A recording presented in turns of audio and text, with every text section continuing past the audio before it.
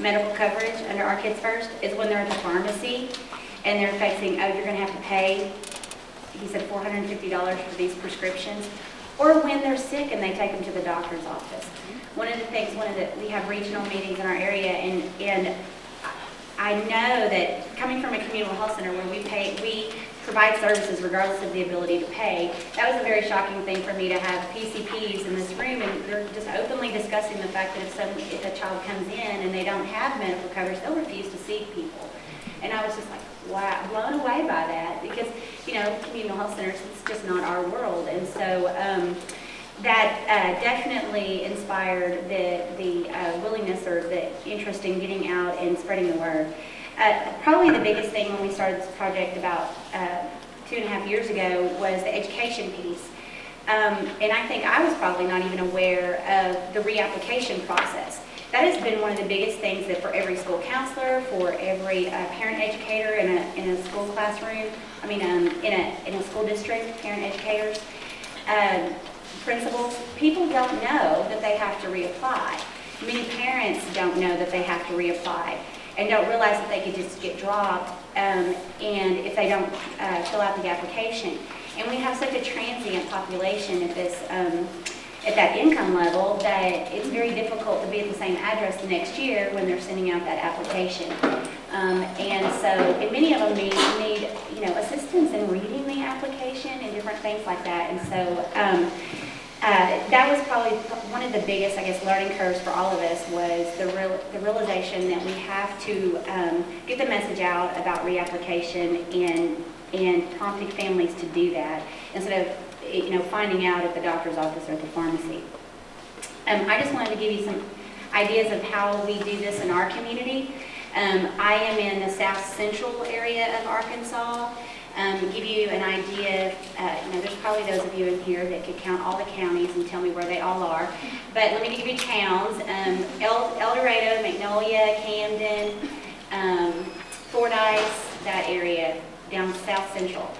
And some of the things that we have been doing, of course, is the education process, pushing that, making sure people in the local schools, ministers, even we've had some politicians that have come to our regional meetings each year and getting that message out, especially about all of our finish line goals and objectives and the message of reapplication. We have been to parent-teacher meetings in just about every school district, PTA meeting nights, that sort of thing, football games, health fairs, you name it. We're there with a booth and giving people information. You hear a lot of that, ARKids First has helped me a lot. I'll tell you, one of the things, I went to the school district of Strong for a parent-teacher night, and I remember, for open parent-teacher conference night, which we've also done, which is good because then the parents, are walking through the hallways at different times through the whole evening, afternoon and evening, and so you get a lot of one-on-one time with parents. And one of the things that was, I don't know if you guys are aware of this, but do you remember in South Arkansas we had one of our major chicken plants closed about 1.5 years ago or so, and we had so many chicken farmers that lost jobs. All of a sudden they're not getting any more chickens, and all that revenue was gone. And I had so many people tell me, ARKids First enabled my children to continue to have health care. People have lost their homes and not only their chicken houses, but their large, because it was apparently a good way to make a living. They had nice homes, things like that and stuff, and then all of a sudden that revenue's gone in a very short period of time. And so those families really were helped and assisted by ARKids First. We have done, like I said, parent-teacher conference evenings, parent-teacher meetings, PTA meetings. We've been reaching out to the parent educators in each school district, the nurses, the principals. One of the interesting things we did about 1.5 years ago, a year ago actually, this weekend, Music Fest is a huge deal in El Dorado area.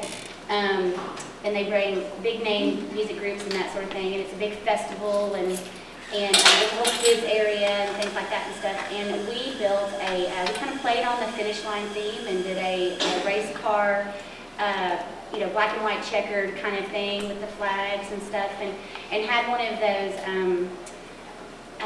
this sounds so cheesy, but it reaches kids, but one of those things that you stand behind and put your face in it and you take your picture? Okay, well, any of you ever done that? Or had your kids do that and you stand behind and take a picture? Well, it was a race car driver and the kids are all doing that. But it gave us the idea of, what is the finish line? And we had all the information about ARKids First, and we had pencils and giveaways and things like that and stuff. It got the attention, it got the kids to stop and the parents to stop, and we were able to do outreach that way. Just kind of an interesting way to do it. And thousands and thousands of people come to Music Fest, because it's music all day, and with different venues and that sort of thing. So that was a really good outreach project. We have participated in the backpacks. I saw that on the video. We have done that. We used some of our funds to get pencils and things, different things that say ARKids First. And you guys have gotten us crayons, I guess, and so I had little packets. And so we actually participated by using some of those in the backpacks the backpack drives that they did for back to school.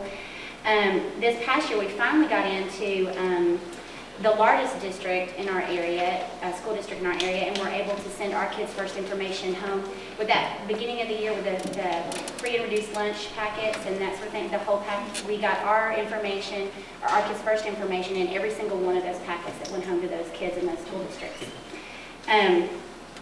Let's see, we've done, the tattoos, of course, are big at just about any event we take. And those of you who don't know, we have little finish line ARKids First tattoos that we give to kids. And of course, tattoos are big. I mean, every want some, let us know. Yeah. When I left home last night, my daughter still had her football one on from the weekend. I was like, how is that possible? But they have to scrub those things with like baby oil to get it off. I mean, they're really, unless you, soap and water does not take a tattoo off. So that's a lot of advertisement for finish line. It's rubbing alcohol or baby oil. That's the only thing that takes those off, just FYI. Soap and water does not, so it doesn't mean my child hasn't had a bath. She's had plenty of them. It just doesn't come off unless I screw it. Okay, our regional meetings have been very interesting, and I think that has helped bring the politicians to the table with school people, school officials, and physicians in our area, and ministers and different people from our area that have come to those regional meetings. And it's varied as far as how many people we've had. I mean, we've not had this large of a crowd from our region, but we've had significant, I guess, interaction in those meetings. And we've actually had one particular politician, I think that made a huge impact, and we weren't even aware of some of the background information or some of the background pressures that were happening at a state level on some different votes and things like that, in which I think the Finish Line Project was actually able to give him some information and a voice to actually tell us kind of, what all transpired in that and how that influenced his vote and that sort of thing. So that's I think, a victory for us. One of the other things we have in the El Dorado area, Union County, they have a Touch Coalition, which stands for Tremendous Opportunities. I have to say that. Tremendous Opportunities in Union County Health. That's it. And it's a monthly, a group of people that meet monthly that represent all health interests in the schools and in the area, Boys and Girls Club, to school health, to RSVP programs and all sorts of things. And they have been tremendously supportive of the Finish Line Project and ARKids First as well, and contact me when they need more information and they're going somewhere, and that's your funds that they do. They push all sorts of things like the no smoking and drunk driving and things like that stuff. So even if I personally can't be there, there are people in that coalition that take our information and make sure it is shared across that county and beyond even sometimes. So it gives you an idea of just some of the grassroots community little things that we're doing to try to reach family, kids, get the word out, let people know about ARKids First, and I think it's making a difference. So.